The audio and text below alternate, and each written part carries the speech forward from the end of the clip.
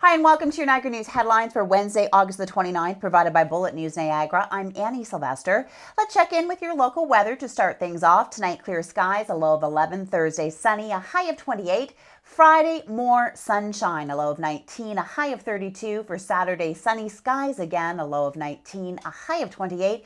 And again Sunday, more sunshine, a low of 16 and a high of 25. And now to some of your top local headlines. St. Catharines Council is sending the design for the Downtown Performing Arts Centre back to the drawing board to get construction costs within the project's budget. At Monday's meeting, Council voted to formally reject all bids received to build the facility. Bids submitted by the 4 pre-qualified bidders each exceeded the city's construction budget of $42.8 million by at least $10 million. As a result, the Performing Arts Centre will need to be redesigned. Diamond and Schmidt Architects Inc. will redesign the centre. Costs will be reduced by replacing some fixtures and finishes with less expensive ones and cutting the overall size of the building. Construction is slated to begin February 2013 with completion expected around the spring of 2015. Ontario Special Investigation Unit has concluded a Niagara Regional Police officer is not responsible for the death of local teen Ryan Dubé, who fell to his death into the Niagara Gorge while being chased. Dubé, a resident of the Night Light Youth Shelter on Ontario Avenue, had just left the residence around 5:15 p.m. on July 24th when he was stopped by an officer who was reportedly attempting to question him about an alleged parole violation. The officer, NRP Constable Jacob Smith, suffered a broken femur, and although he was in hot pursuit of Dubé, witnesses confirmed there was no contact between the two before the tragedy. A Niagara Falls woman was sentenced to 2 years less a day Tuesday for burning down her own art gallery in St. Catharines. Jeanette Tussunian had been convicted of 2 charges of arson and being in possession of incendiary weapons during trial at the Superior Court of Justice in St. Catharines. Tussunian represented herself in the trial and did not take the stand or call witnesses.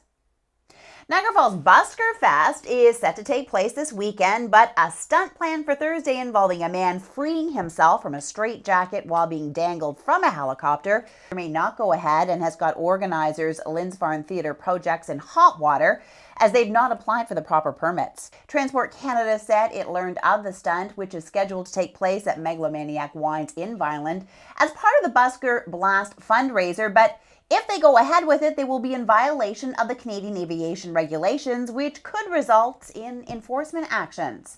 A similar stunt took place last year, and officials with the theatre did not have a comment ready at the time of air.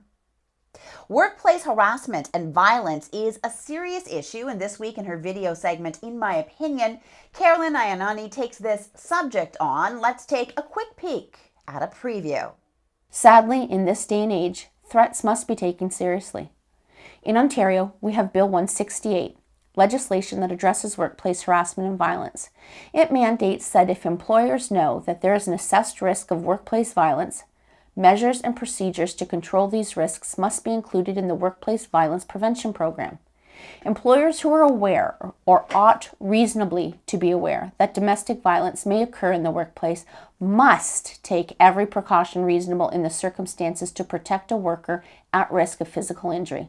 And there's no wiggle room here. If your employer doesn't do this, the Ministry of Labour can step in. Okay, let's take a break here. More news in a moment. The 7th Annual Niagara Lifestyle Fall Home Show is here again September 7th to 9th at the Seymour Hanna Sports and Entertainment Centre in St. Catharines. Come down to experience the best that Niagara has to offer for your home, plus the newest products and services all under one roof. Check the website for details. Welcome back. John Albanese, owner of Studio 55 Hair Salon and Academy, recently had an appreciation party celebrating 25 years of successful business in Niagara Falls. I headed down for the festive occasion. Let's take a look.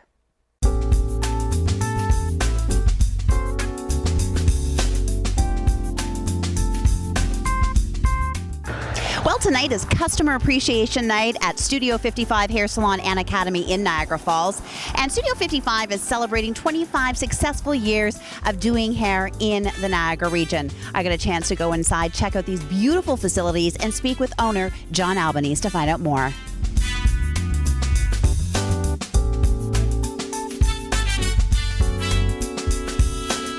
Well, we came to be 25 years ago. We started in a small plaza, then we bought this building, and 25 years later, here we are. We've just expanded, and we're throwing a big party for the people who got us here. And we've got awesome talent here. I'm proud of all the girls that I work with. I always hire better than myself. All the hairstylists in this region are great. What sets us apart is each person is individual as an artist. What we provide is hair and color. That's our main focus, yeah.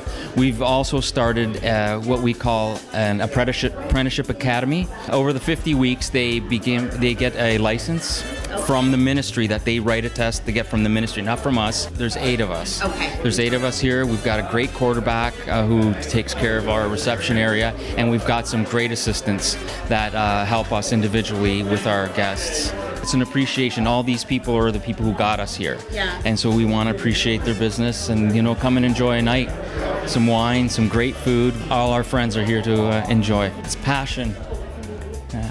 And it's passion and persistence, really. It's the two key things. I mean, to get to 25, 30 years, you just have to be persistent.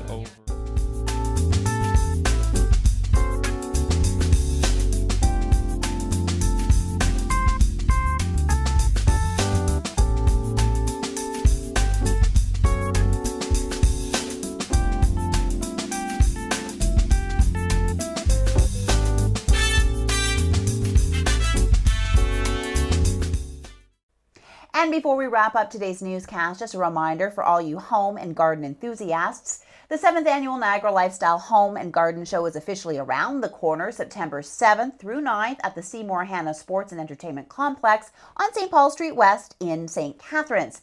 Here you'll find all the best and the latest products that Niagara vendors have to offer, and even Bullet News will be there, so make sure to check it out. And that wraps up today's newscast. I'm Annie Sylvester for Bullet News Niagara. From everyone here, good night.